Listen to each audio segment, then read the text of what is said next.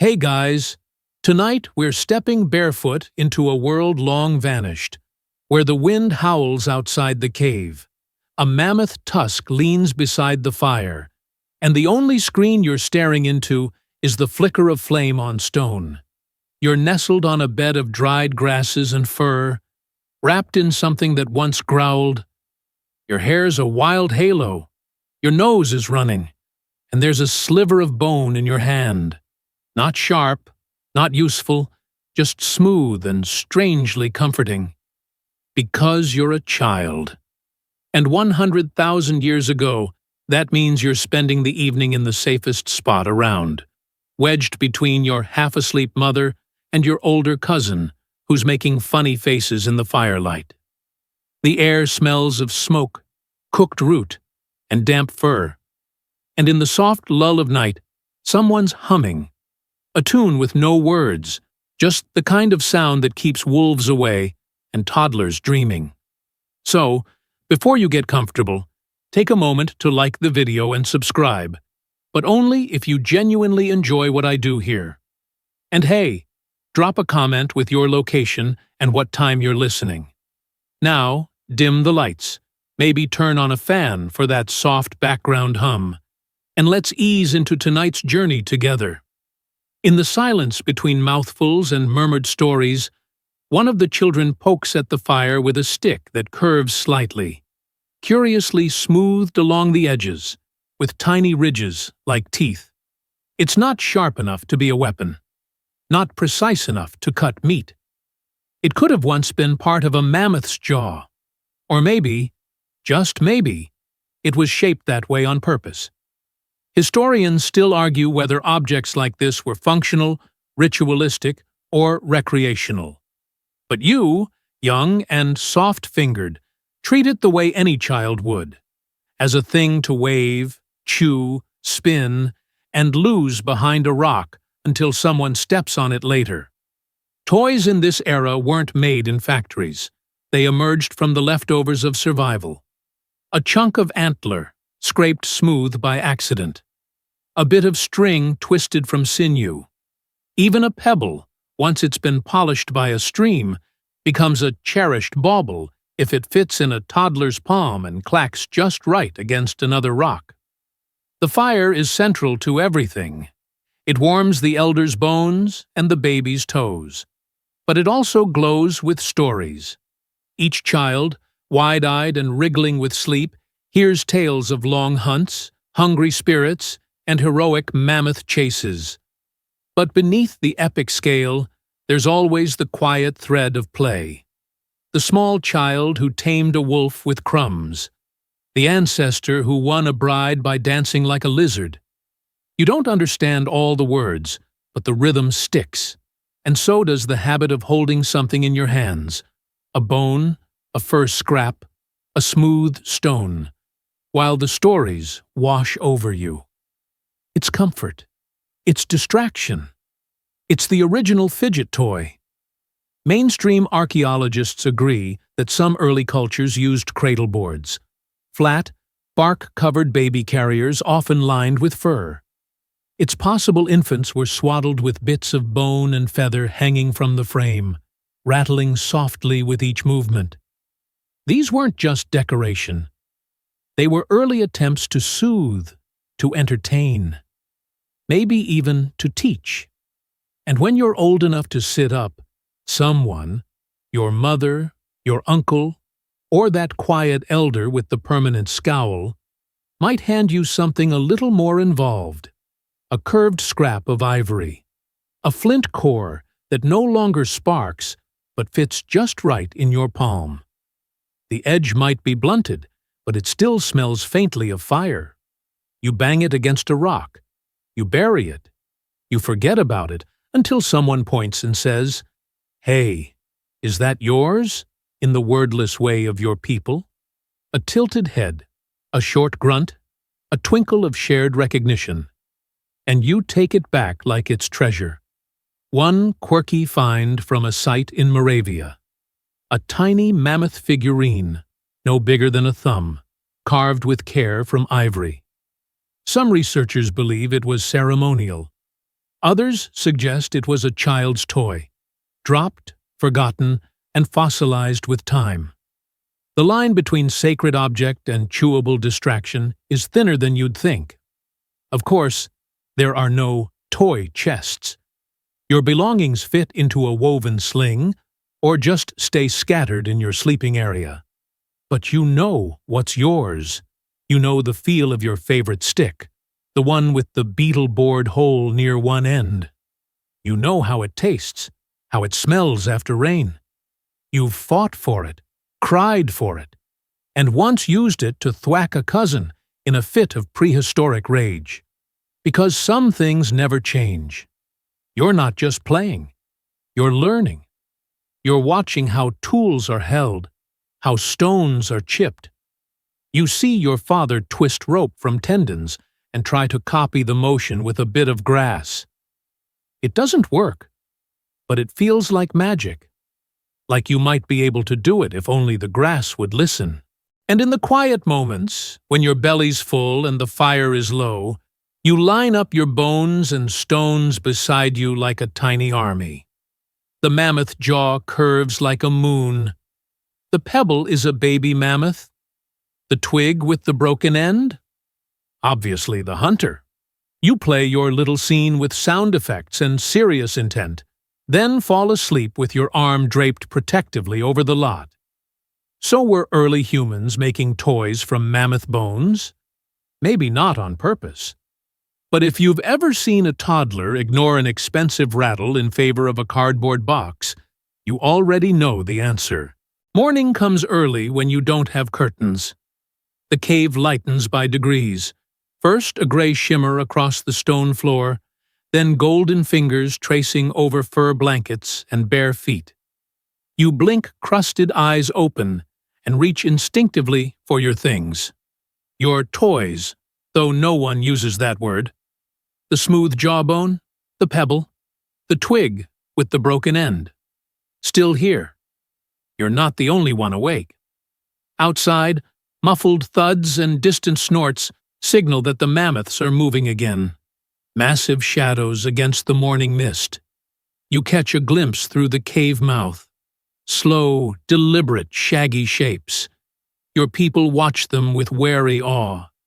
These creatures feed, clothe, and occasionally flatten you. To a grown-up, they're survival. But to you, they're interesting. Today, something amazing happens. While nosing around the camp midden, that's the polite word for trash pile, you find it, half buried in the dirt. A tusk fragment, curved like a smile, about the length of your forearm. Not sharp, not clean, but unmistakably something. You pull it out and shake off the clinging earth. It's heavy, but balanced. The surface is ridged, like it's been gnawed or carved. A piece of it looks like a tiny leg, or maybe a trunk, or maybe a mistake. You show it to your cousin, who grunts approval and tries to take it. You do not allow this. The object is yours now. An artifact. A possibility. Historians still argue whether mammoth bones were intentionally shaped by early humans, or whether erosion and chance did the carving. But in your eyes, the moment feels magical. You've discovered treasure. You don't need to know what it is, only that it feels like it could be something. The adults don't react much. One glances, nods, and keeps gutting a fish. Another flicks a louse off her shoulder and gestures for you to sit down. But the old man near the fire, him with the milky eye and the single gold bead woven into his beard, he notices. He reaches out with palms like cracked leather, turns the fragment over in his hands, and makes a soft, whistling sound. Not surprise. Recognition. He starts speaking, not to you exactly, but aloud, for the benefit of whoever's listening. Telling a story about a bone that once belonged to a mammoth calf, how the hunter who killed it wept afterward, how he carved a small piece of its tusk into the shape of the animal so he'd never forget. Now, whether this tale is true, embellished, or pulled straight from the ash-scented air, is anyone's guess, but it wraps itself around your new object like a blanket. Suddenly, it's not just a chunk of bone. It's a memory, a relic, a story.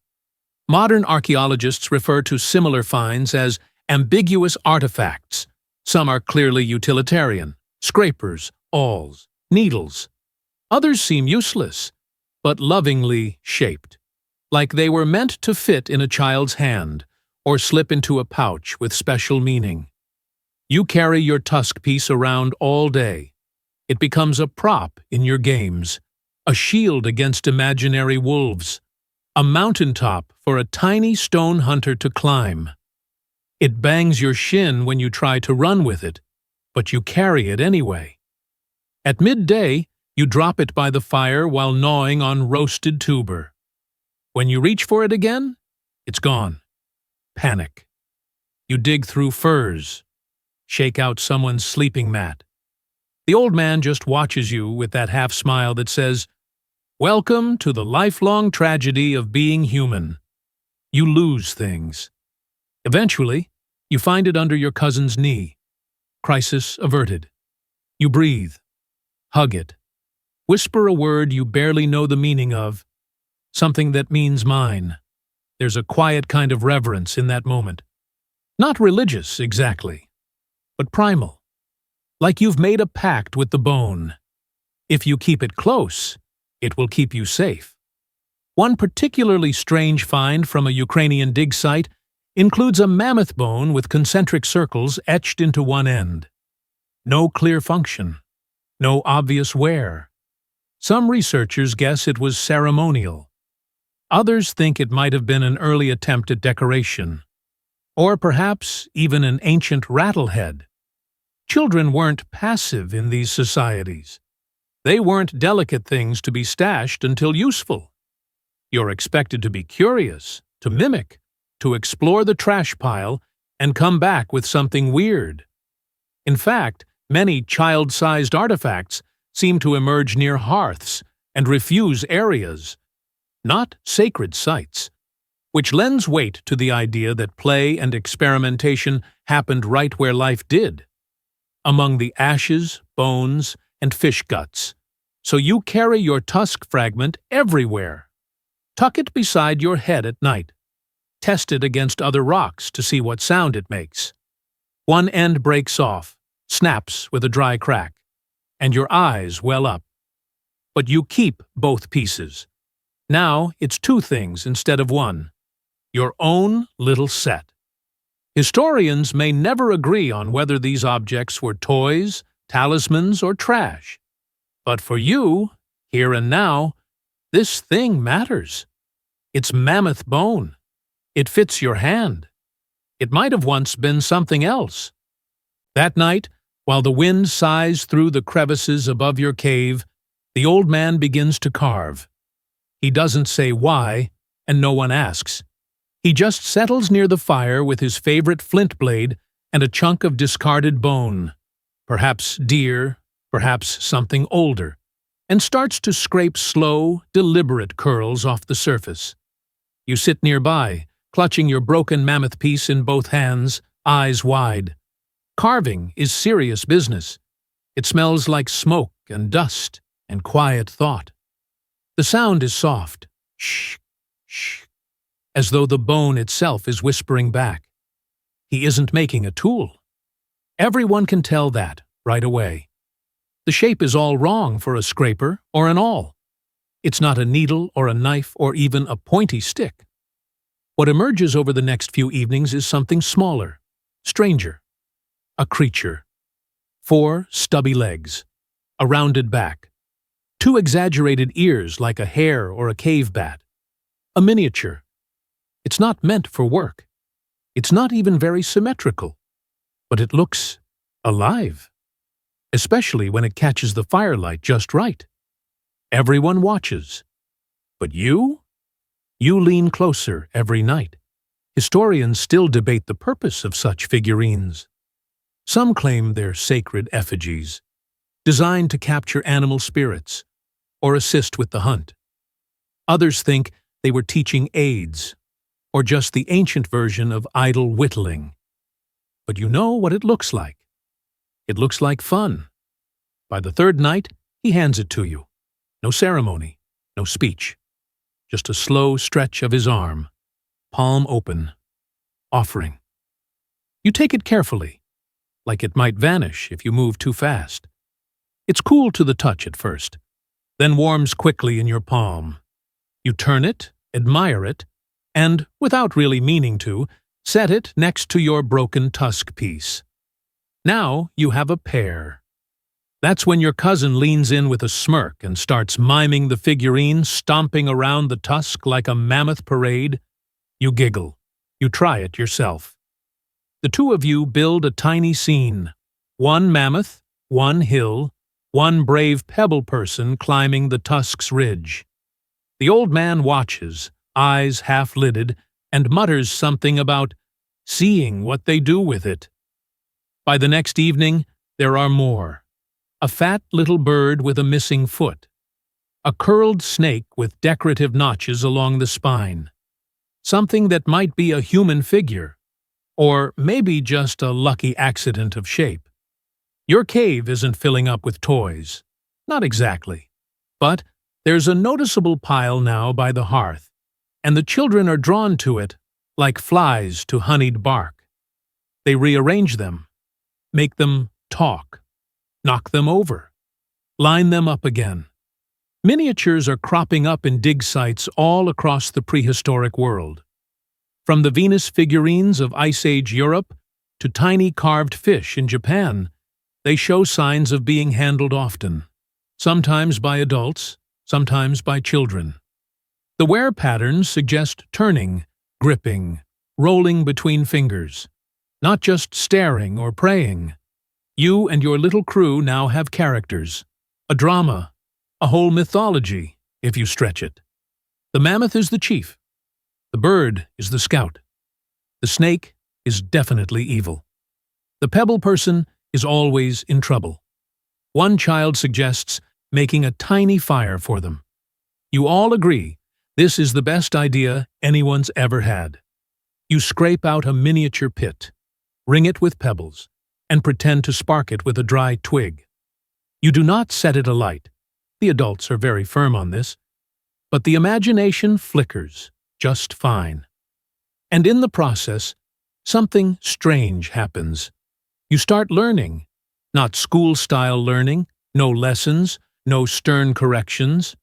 But play turns out to be a sneaky little teacher. As you act out hunting scenes, you start to remember the steps, how to stalk, how to crouch, which direction the wind should blow. You imitate your parents without realizing it. And when someone positions the snake on the wrong side of the mammoth hill, you patiently correct them. No, no, the wind's coming from this side. It matters. Your legs are stronger now. You're running more, falling less, and the adults don't scoop you up quite as often. You're still small, still mostly useless in the hunt, but your world is expanding. And so are your games. Play isn't just something you do near the fire anymore. It follows you out into the scrubby grasslands, into the shadowy edges of the woods, and across the banks where mammoth tracks pool with rainwater. Today, you're armed. It's not a real spear, of course. You're maybe 4 or 5 winters old, but it's a very respectable stick, long, slightly curved, with a charred tip that almost looks sharpened. One of the older boys tossed it aside after breaking it mid-hunt, and you claimed it with a possessive little growl. He let you keep it, mostly because he couldn't be bothered. Now you carry it everywhere like it's a sacred staff. You crouch low in the grass, tracking a herd of invisible mammoths. You roll under brambles like a lion. You whisper to your companions, your cousin, a neighbor's daughter, the boy with a permanently snotty nose, and signal a complex ambush using a series of hand flaps you're fairly certain you invented. Historians still argue whether Paleolithic children formed actual playgroups or simply trailed adults in chaotic clusters, but the evidence suggests that even the youngest developed cooperative instincts through group play. And you're practically leading a battalion. Everyone has a role, The smallest kid rides on someone's back pretending to be the seer. Another child pretends to talk to spirits in bird voices. You roll your eyes, but let them. There's always one drama queen. Eventually, the mammoth is spotted, a tangle of boulders and wind-blown weeds. It looms. It must be defeated. You fan out, sticks raised, voices hushed. The seer predicts doom. You ignore him. With a shriek, you charge. Of course, nothing happens. The boulders remain boulders. Your spear breaks again. Someone trips and cries. But for one brief moment, you are the bravest hunter of them all. Modern researchers have found child-sized spears and slings in archaeological digs, often with signs of wear inconsistent with actual use, suggesting they were not merely broken adult tools, but items used in play or training. Imitation is learning. You see your father crouch a certain way before throwing. You copy it. You watch your mother test meat for doneness by poking it with a stick, so you start doing the same to suspicious-looking mushrooms. Spoiler, they're still mushrooms. Your games become increasingly elaborate. Today, it's hunting mammoths. Tomorrow, it's building traps out of fallen branches and sinew scraps. You drag sticks into place, wedge them under rocks, and debate endlessly about how the mammoth will fall in and not get back out. Of course, it's never a real mammoth. Usually it's a cousin pretending to be one, snorting through cupped hands and walking on all fours. He always escapes. Still, the idea matters. Your mapping strategy. Thinking in systems. If you arrange the rocks this way, the trap fails. That way, it might work. Play is turning your brain into a survival machine. One quirky fact. Some tribes are thought to have used mock hunts as seasonal rituals. Part celebration, part teaching moment. Adults would dress in animal skins, children would chase them, and the whole community would participate in storytelling reenactments of famous kills. It was entertainment, sure, but also education wrapped in joy. Your people don't have a calendar, not really. But they do have seasons, and with each return of the blooming fire flowers or the frozen river, you find yourself remembering last year's games, improving them, layering in new ideas. Maybe this time, the mammoth escapes. Maybe next time, it becomes your friend. Not every game is about hunting. Sometimes you pretend to be the firekeeper, arranging stones into circles and assigning people to gather imaginary wood. Sometimes it's cave building, where you prop up branches to create a lean-to and argue over whose sleeping spot gets the soft moss. That particular game almost always ends in yelling. And then there's your favorite, the feast game. One person pretends to return from a successful hunt. Everyone else mimics roasting and eating, and the acting is, frankly, Oscar-worthy. Someone always overdoes the "I'm so full" routine and pretends to roll over dead from too much imaginary mammoth liver. Classic. Anthropologists note that feasting rituals and communal meals were central to social bonding, even among early hominins. Reenacting them in child play may have reinforced values like sharing, gratitude, and, yes, mild exaggeration. There's something comforting in all of it. Even when the stick breaks. Even when someone throws dirt in your eye and you storm off to sulk by the river. The games tether you to the group. They teach you that stories can be shaped, that danger can be imagined before it's faced. They teach you that you matter. At night, you crawl into the sleeping pile, your bones and pebbles and carvings tucked close. You replay the day in your head, the charge, the trap, the feast. You reach for your mammoth tusk toy and whisper, "We did it." It doesn't answer, but somehow it agrees.